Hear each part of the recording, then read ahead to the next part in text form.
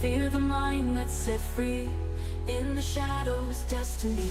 Shifting sands are fate to find. In the desert heat we leave behind. Promise of the queens that Hatterack. Rising from the dust and bow.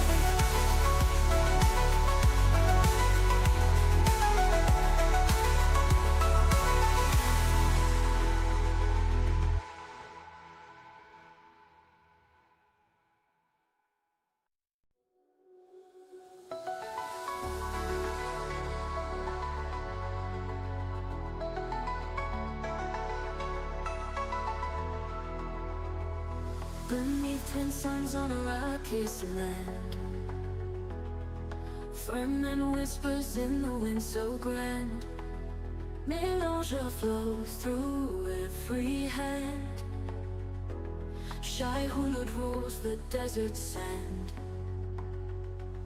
Paul's visions, good times hold. He who sees where futures unfold. Blue within blue eyes so bold. Destinies in spice foretold. Shifting sands are fate to find. In the desert heat we leave behind. Promise of the queens that Hatterack. Rising from the dust and back.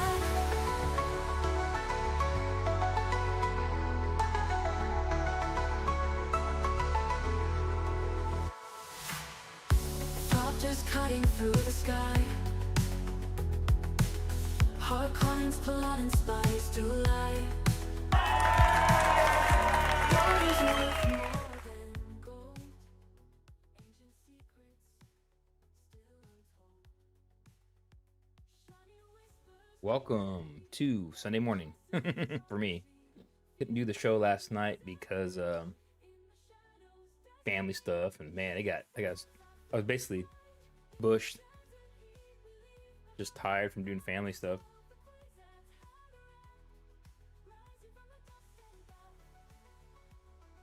How's everyone doing out there today?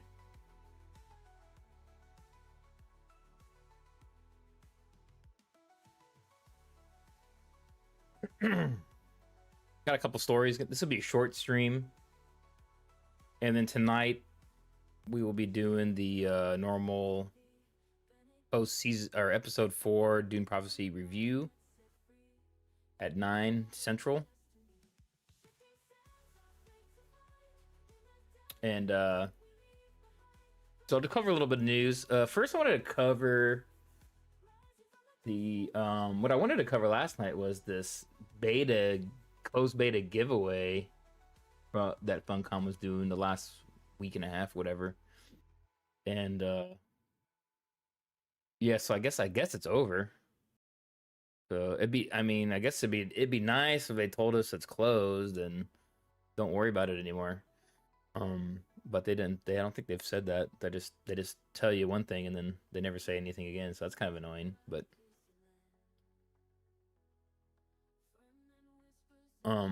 so they had a giveaway to get into the closed beta. I guess it's over. And so you got it, you didn't, whatever. Which is pretty interesting. So man, it is December. We're thinking what, 4 months out from the game releasing, and they're still under closed beta. Man, I am really thinking they're gonna push this back. What do you guys think out there? You guys think Dune Awakening's gonna come out in April? They said early 2025, which is the latest you can kind of push that out to is April. So, but I mean, they're still in a closed beta. So, I mean, they should be in an open beta phase by now. I don't think the game's coming out in April. I think it's going to get delayed. Or they bring it out at the tail end of April, early May. I don't know. What do you guys think?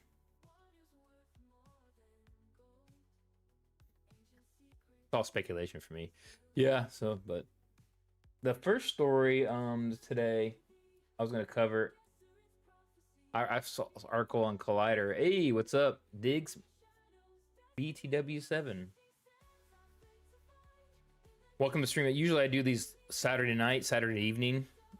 If you've seen my show before, but I had too much stuff going on with the family last night, so I pushed it. So you get 2 streams a day. You get this one right now, and then you stick around for 9 o'clock tonight after episode 4 of Dune Prophecy. And I dropped a video. I've dropped a couple videos last week. I've been really on it, guys. So I think I've dropped like 3 videos last week. One yesterday. I've been trying to drop at least a video every other day. I wish I could do a video a day. I could theoretically do it if I didn't have other stuff going on. I could do, well, obviously I could have way more. I could have 3 videos a day if I did this full time. But I don't. Hey, oh, good news, guys! Everyone that's here right now watching. Good news. So, you guys there? Oh. There you go. Yeah, so I'm trying to monitor my TikTok because TikTok doesn't show up on the. TikTok's going away though. Isn't it getting banned? I don't know what's happening with TikTok. If TikTok gets shut down, I'll just find a different medium, Instagram or the X. You have to pay money to be able to live stream, which is kind of annoying, right? I guess I could do what's that other Twitch competitor that's not very good? I can't remember what it's called. I could do maybe, I don't know. I'm probably better off just doing a Patreon side thing or something besides trying to stream to those other, if I'm going to put money into it. Oh yeah, to get back to my point before I get into this news article.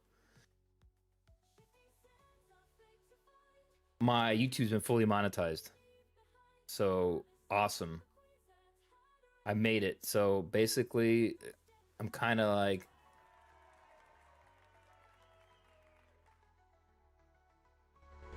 I made it. I'm a YouTube partner now. So that's good news. So now I can theoretically make money off ads and stuff, which I haven't yet, but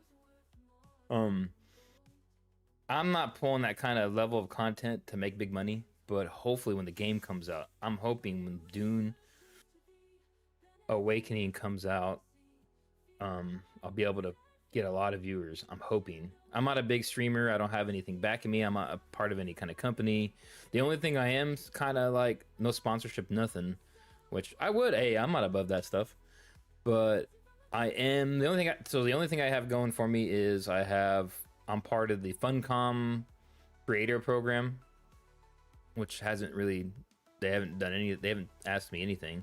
I just have a channel on there, and they get flooded with a bunch of game keys on there of games I don't care about. So I haven't played anything on it. I'm waiting for Dune because it's the Dune channel. I asked that question too. Will creator program people get early beta access? And they're like, nope, we don't know. I was like, oh, okay. Well, I don't know. I was like, seems like the people you would want promoting your stuff would get access to it early, but this is what my theory is. The game's not going to be ready. Lumberdan's here.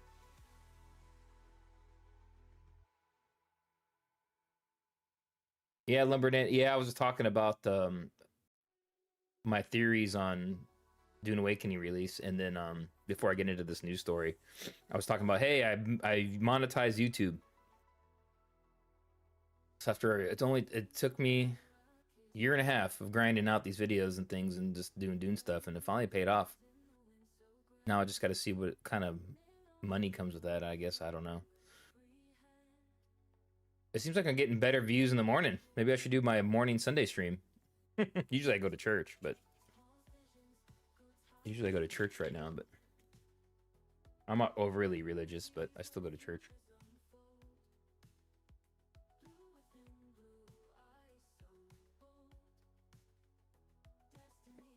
Oh man, I'm drinking my coffee. I can't be on too long today because I've got to take the family to this new bakery in town. That's actually kind of good. We'll take the kid. Me and my wife been there, but then my youngest hasn't been there yet. So, another thing, guys. I'm not going to say where I'm going, but I will be in Europe in March. So then Well, I think I've told people before I'll be in Germany, but I'll be in Germany in March, and I was actually paranoid that I'd miss the release of Dune Awakening. I should be more concerned about that trip, right, than worried about the game. That's how I am. That's how crazy I am for this game. I literally have a hard time playing any other game right now because I want to play this game so bad. So like I'll get into a game, then I'll just lose interest. Yeah. They should have did a limited open beta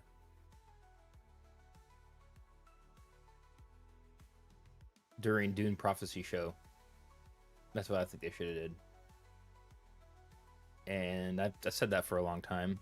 That when Dune Prophecy came out, they should have dropped the like maybe a limited number of open beta people.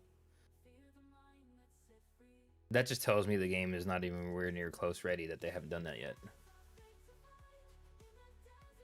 And they say that we'll release it when it's done. They say early 2025. They're still under NDA closed betas. That's not looking like that game's coming out in April to me. Or March or April. Even, maybe May. It just seems like there's a lot of stuff, but I'm just guessing. I have no clue. That's a suspect to me. But they want to give us the best game possible at release, I guess. So I guess that's good.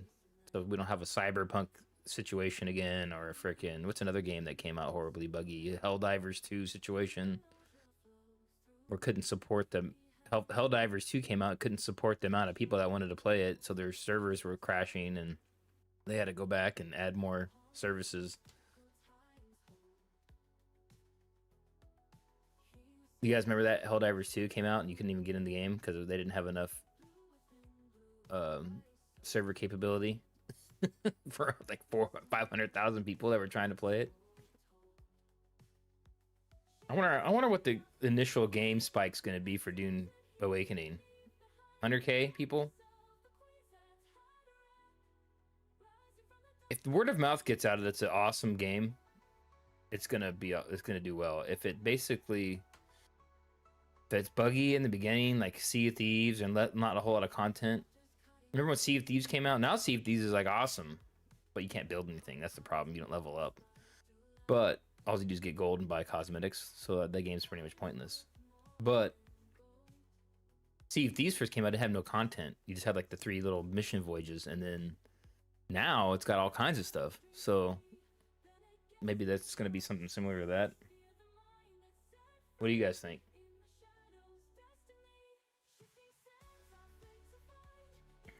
No one's writing. The chat. All right, guys, let's get into this. So Collider did a article talking about for Dune Prophecy. Are we supposed to be rooting for anyone in Dune Prophecy? So they were talking about, it feels like ever since Game of Thrones, there is an increased desire for shows with a plethora of evil, power-hungry characters who are all playing their own games with the goal of ultimate power. House of Dragons, Succession. I never watched Succession. I heard that's a good show. Are just a few shows that Dune Prophecy is following on from its vein. However, Dune Prophecy is failing at making itself engaging because every character is horrible. That's not true. Man, even Collider don't like the show. They're like the wokiest of the woke. You figure they would like the show.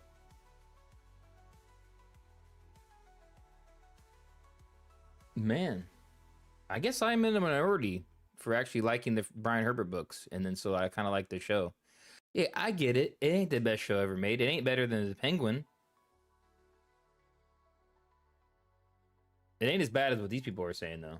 That's for damn sure.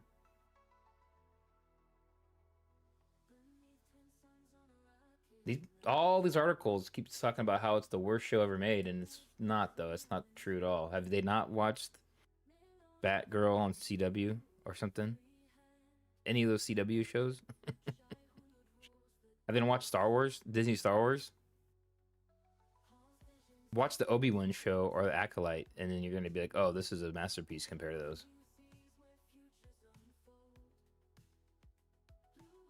Regardless, let's get back in this.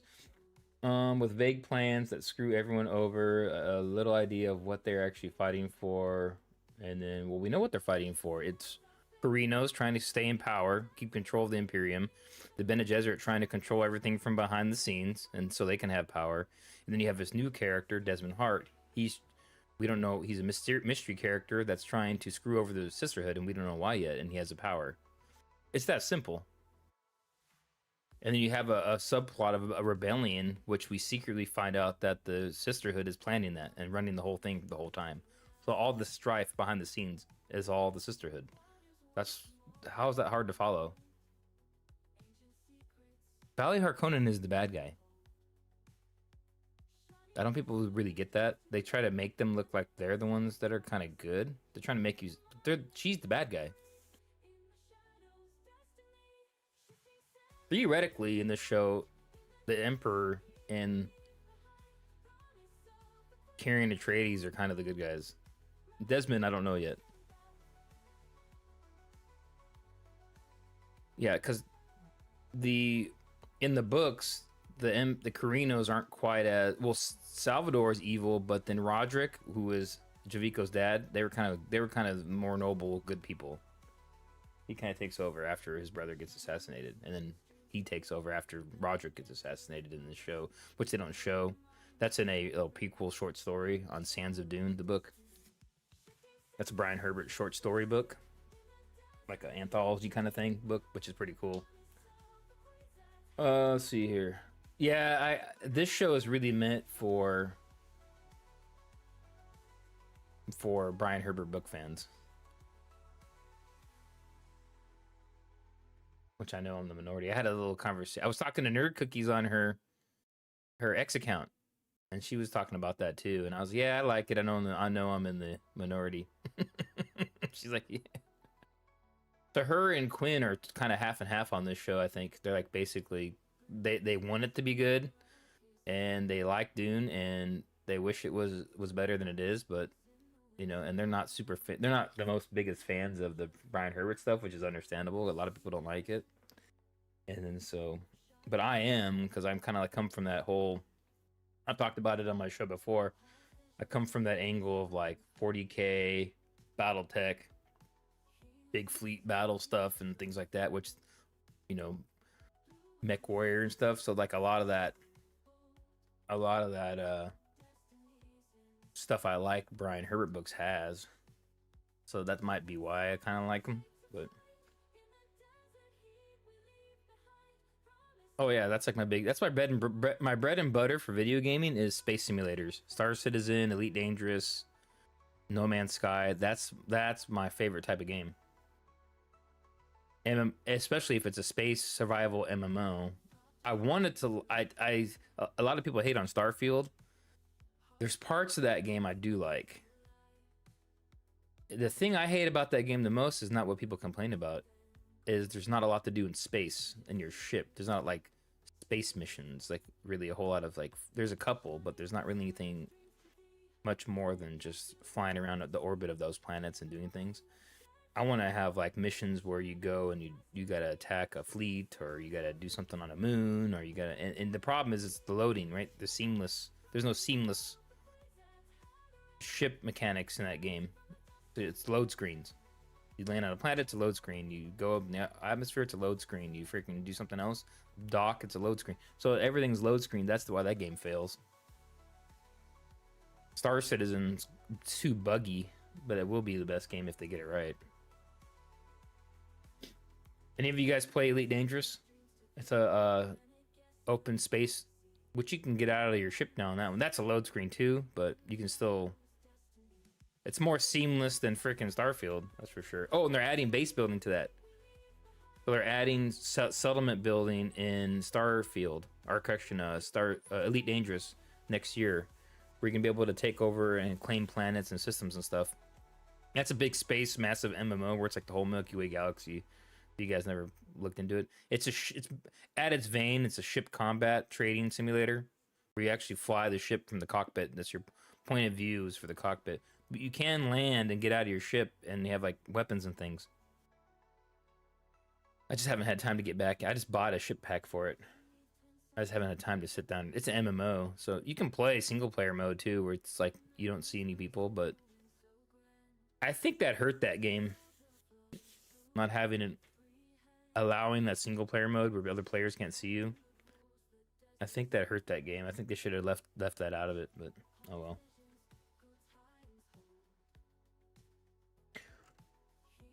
So going back, man, I am a tangent guy, aren't I? Let's see here. It may be what Frank Herbert intended, but that doesn't mean it's something one wants to watch, especially when it feels like more moral fiber is lacking in those powers in the world today. Well, I don't know what they're talking about. Was that it? That was the whole article? Oh, here we go. When we look at all the big players in Dune Prophecy, all of them have their own agendas. Yes, it's Dune. Yet, whilst they are being active, it's unclear what it's all for. While with Game of Thrones, we understood why one would want the Iron Throne, not just because the Seven Kingdoms are always talked about. Okay. Dude, have they not watched the last season of Game of Thrones? It's horrible.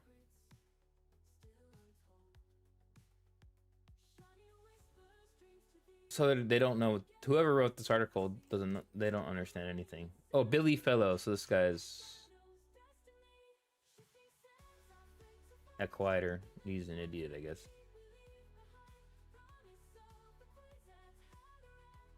Can't figure out the show. Furthermore, Dune Prophecy has 0 likable characters. Not true. The big players we have followed, Valia, Desmond, and Princess Yanez, are all terrible people who are playing a larger game with little care for the people that hurt along the way. Yeah, it's called Dune.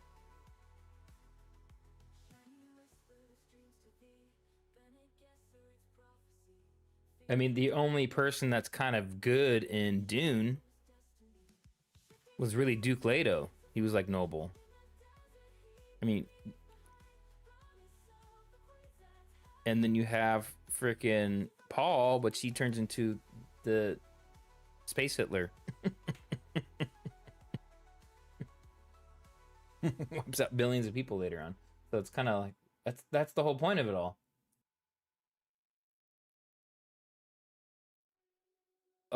It's just like, dude, Game of Thrones copies Dune. Everyone knows that. It's a ripoff of Dune. That's all it is. So that's why they're mad. The only somewhat decent person appears to be Tula Harkonnen, which she's not. She's not decent. Yet this is not because she fights for justice, for simply it's because she's reluctant to carry out Valia's will. In the end, when there is no one with their agency who is willing to do the right thing, every scene feels the exact same. So they could do some stuff between Tula and Valia. We don't know, because then this takes place after the books, so they could do anything they want. Cynical nature is not something singular to Dune Prophecy, but Dune franchise, the whole Paul Atreides is your prototypical hero in the first film, which he's not. By the end of the sequel, he is a religious tyrant. Well, okay, there we go. It asks whether this was Frank Herbert's intention, and if we are supposed to realize that nobody can be good in this world. Ding, ding, ding. You got it. You nailed it. Why is he asking the question? He just figured it out. Nobody is good in this world. That's the whole point of it. Yet, despite this message seeming valid, I mean, even in Paul of Dune, if you read the direct sequel to Dune, where it's the Brian Herbert sequel, even Gurney is like, oh crap, these Fremen are not very good people. They're freaking murdering everybody in the streets. In Paul of Dune, he's got to kill a Fremen that doesn't listen to his orders. He's got to cut his throat because he's just slaughtering kids and women and stuff when they're assaulting planets. Dude, Paul of Dune is a freaking badass book, dude. I don't know why people don't like Brian Herbert stuff. That book's great. It's the direct sequel to Dune, Paul of Dune. There's a scene in there where Paul and Gurney and them are trying to train the Fremen to be used to fighting in water planets, because they're going to assault planets with water, right? So they built like a swimming pool in Arrakis in this like sealed chamber, so he can, like a training pool, and there's like pushing him in the water, and they're like, oh, they can't swim, right? And they throw a coin at the bottom of the pool, and they said, get the coin, and then one of the Fremen drowned. And then they start kind of worshiping that Fremen because they resuscitate him, but he's died by water and then came back to life. He's like basically reborn kind of thing. And then Gurney's like, oh shit, God, these guys. and then and that guy thinks he's like the hand of Paul, and he starts murdering like kids and women when they salt these planets. So Gurney has to like cut his throat. And yeah, that's a cool book. It's like Stilgar assaults freaking takes a force and assaults Kaitane, and because the Emperor's there's like still forces that are rebellious on there. Kaitane, they got to go in there and freaking fight him and kill him. Dude, I hope they put that. See, that's what I'm thinking, hoping they do with Dune Part 3, the movie. They do a combination of Paul of Dune and Dune Messiah, and that would be cool. Where the first part of the movie is them like assaulting planets and stuff. See, here goes my brain again. My brain, my battle techie, Warhammer, freaking strategy game, freaking brain is kicking in. That's the kind of stuff I like to see. But yeah, that's just how it is, dude. But I also like all the Frank Herbert stuff, so it's kind of so see here, but we should be able to at least sympathize with them in some way. You're not supposed to empathize with anybody in Dune. That's the point of it. At most, you might like Tula or like Kieran Atreides or something, but well, that was the end. So he didn't like it. Okay, so idiot. Let's go to the next one.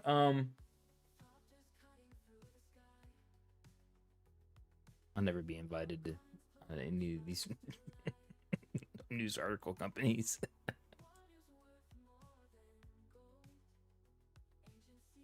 Really exciting for fans. Dune Prophecy Star teases next episode. Didn't even lose film references after season 3, revealing look. So this guy likes it. Harvey John. The next episode of Dune Prophecy is due to be incredible. From the tease, this is from 14 hours ago. Expected we will see another display of power. Okay, so this guy likes the show. Travis Fimmel's Desmond Hart as it continues to solidify his power. See, my theory is that you guys, if you watch my latest video, I said it in my video. I think that Desmond Hart is Vorian Atreides. I could be totally wrong, but I have my whole video breaks it down of the signs that are there that are pointing to that. I just don't. I hope it's that, but I think that they're not going to do that though.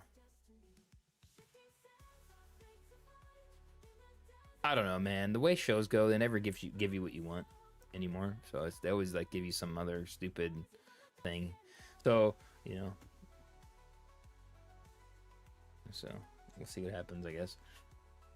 Episode 4 will also see Valia attempt to bring her family, the Harkonnens, out of the cold for a century of forced shame. Fans will be eager. See, that's a disconnect from the book. Is that Vorian Atreides secretly funded the Harkonnens way back in like Navigators of Dune, I think it was. So yeah, I guess it could take him a couple of decades to get out of it, I guess. But so Harkonnens are funded by Atreides money. I wonder if they'll tell you that in the show. In the mid-season episode, we learn through flashbacks how Valia and Tulu came. Okay, we know we saw all that. I'm not going to rehash for that. Episode 3. It was a prequel of all, and that's pretty close to the books. Episode 3 is just timelines have changed, and there's people there that should be there that aren't there, and then locations change too. I get what they did. They did that to speed up because you only got an hour to show it all. You got an hour to show 3 books. That's a pretty hard task.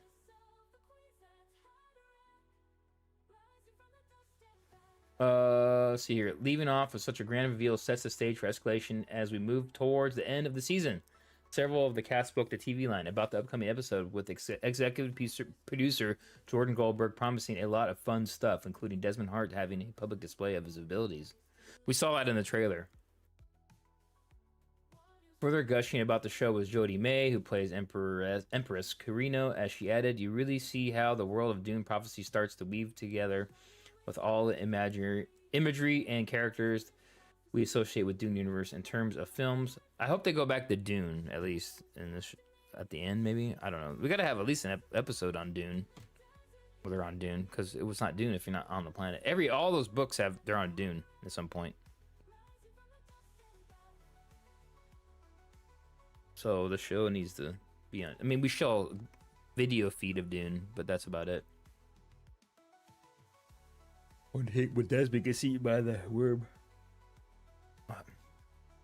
I'm yawning there. Sorry. It's also where the dramatic tension starts to really rack up. I think episode four is incredible. So apparently, episode 4 is supposed to be really good. We'll find out tonight, guys.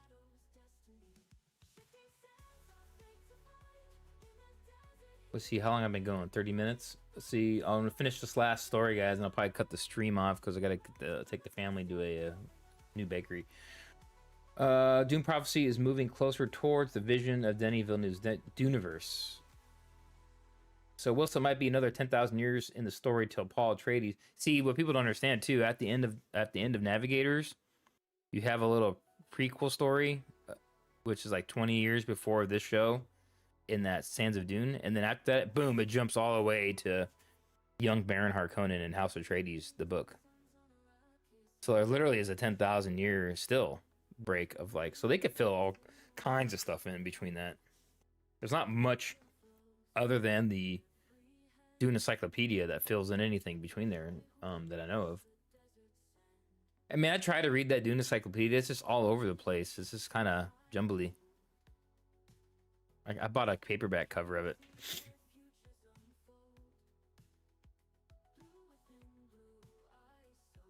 The fear of the sisterhood of someone. What I think they're going to have is that they're going to discover water of life. And then they're going to be like, men have that power from water of life that women can't get. And then I think that's when they're going to put in motion, oh, we got to set our freaking Lisan Al Gaib legends and all. We got to put the actual, I can't, what's the term they use? Perspectiva, or whatever it is. They put in their motion, their plan, the sisterhood to make the Kwisatz Haderach a male superpower being that they can control, because that's what basically Desmond is on accident. So Desmond is the accidental Kwisatz Haderach of that time, essentially, and then, like, he's basically just has all these powers. So what I think is going to happen, they're going to realize that how he got the power at the end. Oh, he said, oh, there's a poison in the worm, water of life, essence of spice, all whatnot. And I think that's when they're going to put in motion there. I'm watering all that down, of course, but that's my theory. And then Desmond's going to start the solder car, I think, the precursor to it.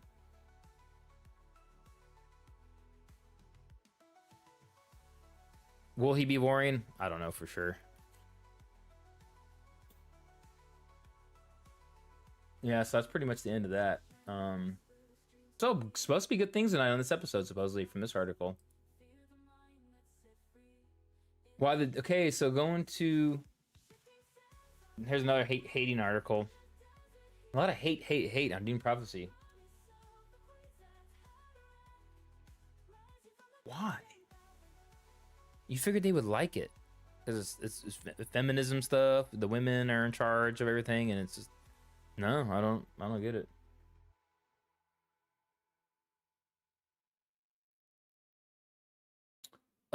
Dune. So this will be my last article, guys, and I'm gonna cut the stream short. But Dune Prophecies, HBO's prequel series to the blockbuster film of the same name, opens with a quasi-cryptic epigraph about war set against an abstract, smoky, monochrome backdrop, and implicit promise to the viewer that it's deliver more of the awesome Auster-Sturm Audrang that made those films the most artistically successful fantasy adaptation since Peter Jackson's Lord of the Rings. It then immediately breaks that promise, burying the viewer as did Dune adaptations until Denis Villeneuve's films under mountains of impenetrable voiceover, exposition, and overlit 19. Yeah, they kind of got me. I kind of agree with that. They shouldn't have did all that stuff where Valley is explaining everything in the beginning. Episode 1 was not that great. I think they really did screw the pooch on that. I think that's the studio meddling, dude, on that one. Personally, I think it was a different person made that first episode. So you've noticed that episodes 2 and 3 were better than episode 1 because a different showrunner was running that made episode 1. I don't think a lot of people realize that. They fired her or whatever. I don't think they say for sure. The problem is Denny Villeneuve sets such a high standard. He's such a skilled person, and the people he has on his team, he picks all the best. You can't compete with that. So you have to lower your expectations on something on a TV show, guys. Come on now, dude. Look at the Lord of the Rings show. Rings of Power, horrible. That's worse than this. I watched the first episode. I turned out. I never went back to that show again. I can never watch it again. It was so god awful.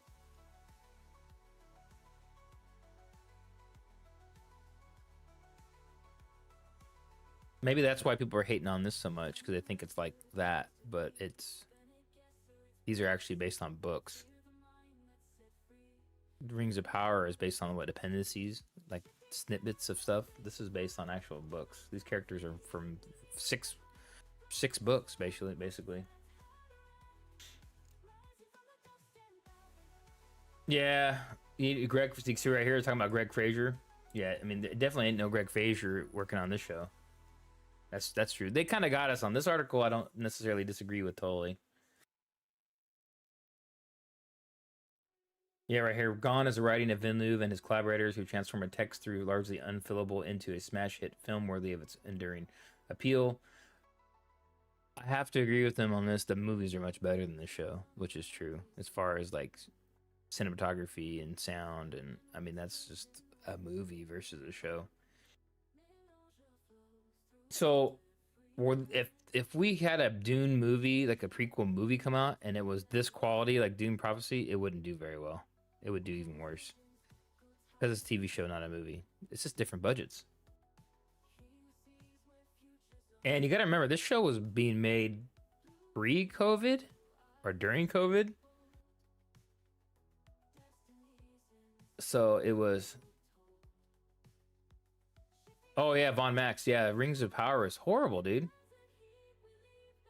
The problem with that show is it's too clean, too. It's too clean.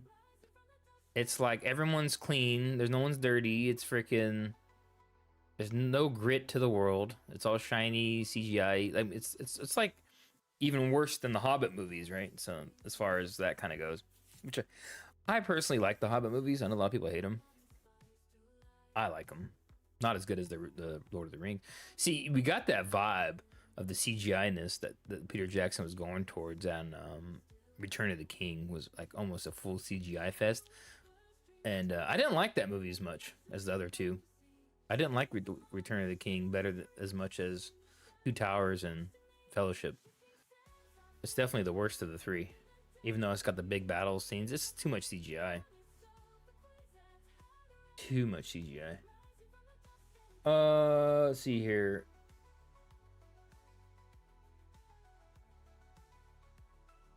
And I felt like these two fighting in episode 1 was like very like generic-y compared to like Paul and Gurney in Dune.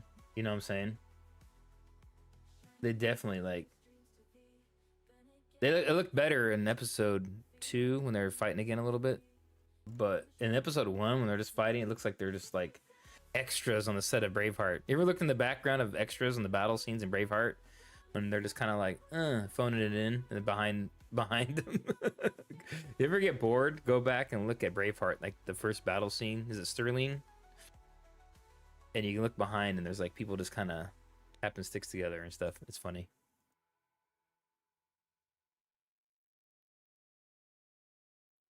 In a certain light, this is easy to excuse. The appeal of Dune franchise is notoriously difficult to explain. The series as a Dune. Wait, right here. Your author, full disclosure, was interviewed on the release of the most recent film earlier this year as Dune mega fan. Herbert's prose is not particularly stylish or even in places clear. Its messages that's harshly against epic science fiction and fantasy conventions. There are no heroes, no human effort, and planning a futile, if not inherently suspicious. Okay, whatever. It borrows in painfully out-of-date fashion from near to far Eastern religious and aesthetic traditions, mashing them up with new wave science fiction gizmos and no. Well, that's.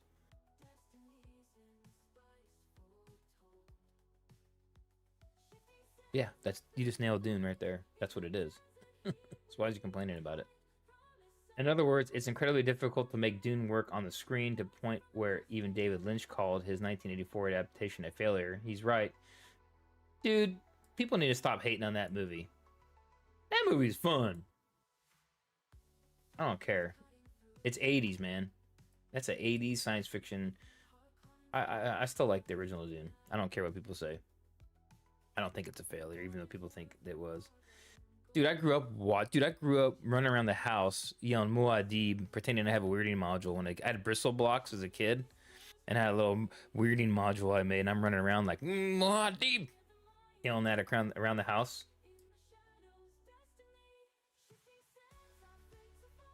Dude, that was awesome. I get it, the weirding modules aren't in Dune, but as a kid, dude, that was awesome. It's so funny the stuff I watched as a kid, like compared to what my kid watches. He's like watching Roblox and Fortnite, and that's his big thing.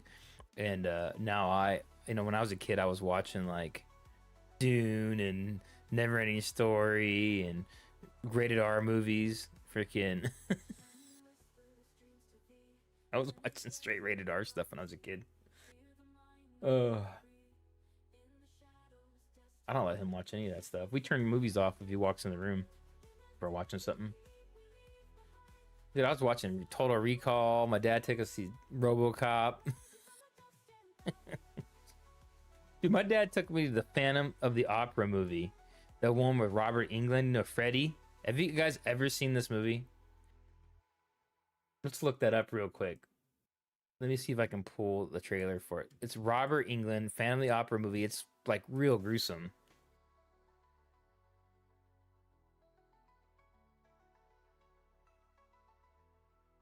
Robert Englund from Freddy Krueger. Dude, where's the trailer? Official trailer right here. My freaking dad took me to see that in theater, and it's like gruesome. The trailer doesn't show it,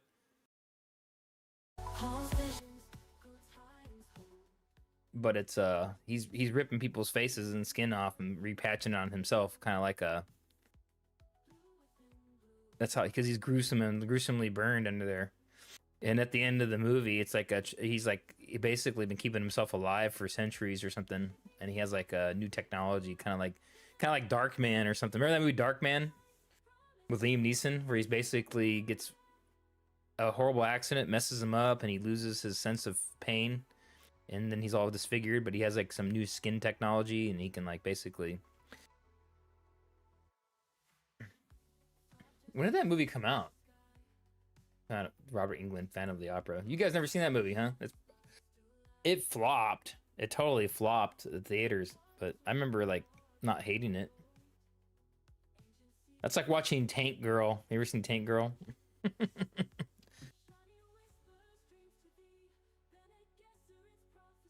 Oh man, I should make a channel talking about these obscure flopped movies that I like. That'd be kind of fun. I don't think Tank Girl made money.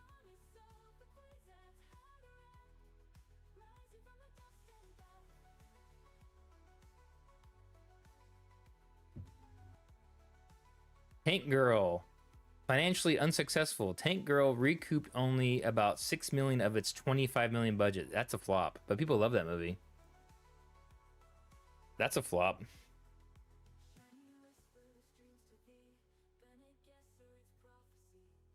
Was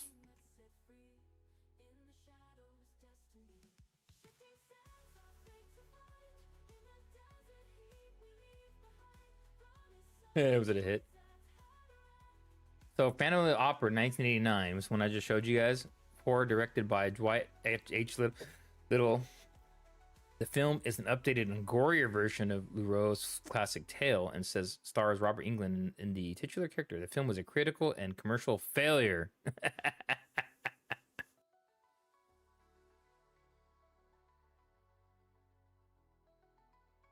I guess there's another one that's a hit. The regular one, 2004 version was a hit. Let's see here. Phantom of the Opera.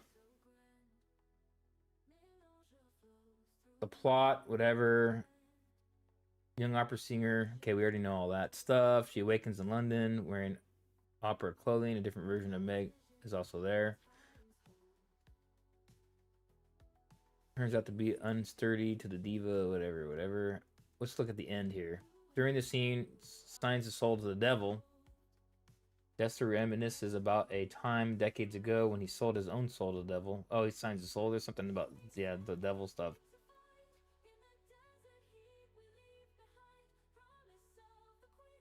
Where's the end? Let's go to the end.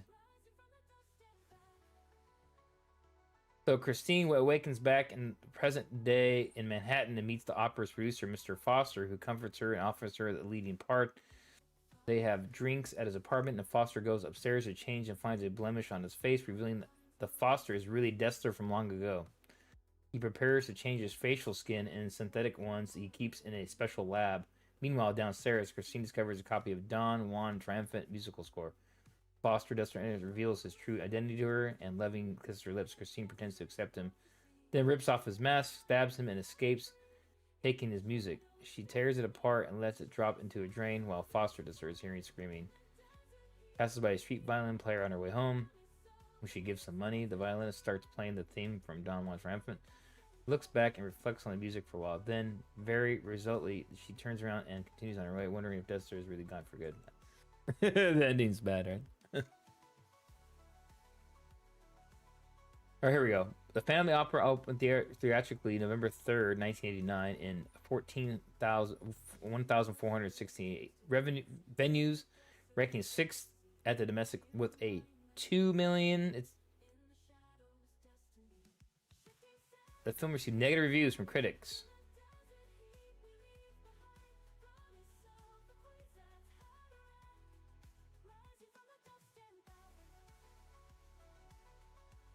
England is his usual broad self, yet gorehounds expected a Freddy of the opera are bound to be disappointed. For the stabbing, strangling, decapitation, the executes lacks suspense.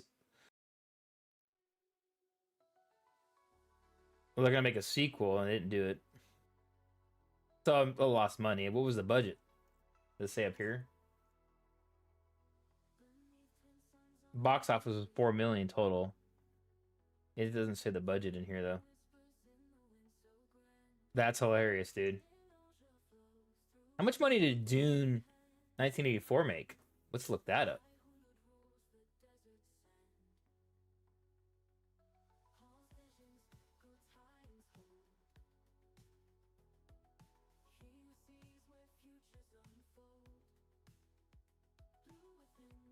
Here, look at this.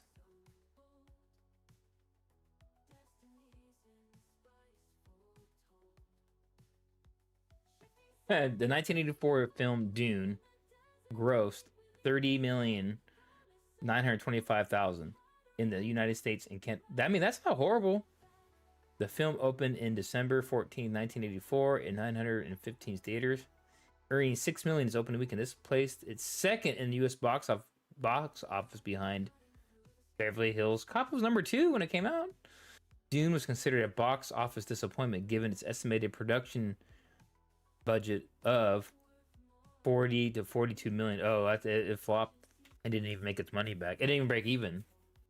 Yeah, so I guess the film received mostly negative reviews, with Roger Ebert giving it 1 star out of 4. No way. However, it was nominated for Academy Award Best Picture, Best Sound, and won a Stinker's Bad Movie Review. 1904. Dune was directed by David. But that movie goes on to have a cult following, though. So yeah, that's what that is. Well, folks, I have to cut this short. Been on almost an hour. So tonight, stay tuned. Episode 4 goes on at 8 Central Time tonight. So around 9ish, I will kick off my review stream, and then that will probably go for. I'll do like I usually do. I'll go through the whole episode by still shots. Probably do my same formula. And yep, so thank you guys for joining this morning. And maybe I'll start implementing that into all of my videos as a movie trailer of some obscure 80s movie that I might have watched in the theater, and then nobody knows about. That's kind of fun, right? Let me guys, if you guys think that's fun. So last week we showed Monster Squad. Last week we talked about Monster Squad, and then maybe every live stream I'll just throw another random video and movie trailer in there. But yeah, I gotta go. But I will be on tonight, so everyone's tune in tonight, approximately 9 p.m. Central Time for my live stream after episode 4. And remember to like, subscribe, and to hit the bell notification, all that good stuff. And hey, we're monetized now, so man, get the word out. I can get ad revenue, hopefully. It's weird how they do it though. They send you like a pin to verify your identity in the mail. That's weird. So I don't know if people know that, but yeah, so Google is sending me a freaking like a verification thing in the mail to verify who I am. Is you gotta like, it's like you have to get a W-2 for this crap apparently. I don't know. I'm learning it all as I go. I have no clue what I'm doing with it. All right, folks. I will see you later tonight. All righty. Copters cutting through the sky. Harkonnens plotting spies to lie.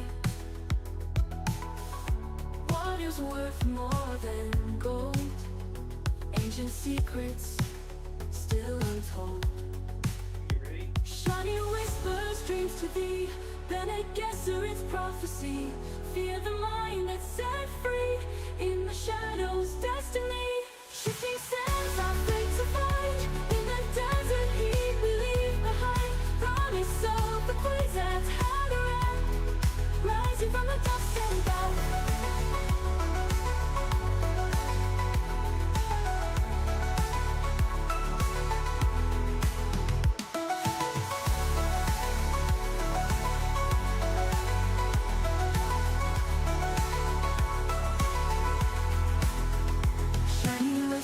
Dreams to thee, Bene Gesserit's prophecy. Fear the mind that's set free. In the shadows, destiny. Shifting sands, our fate to find.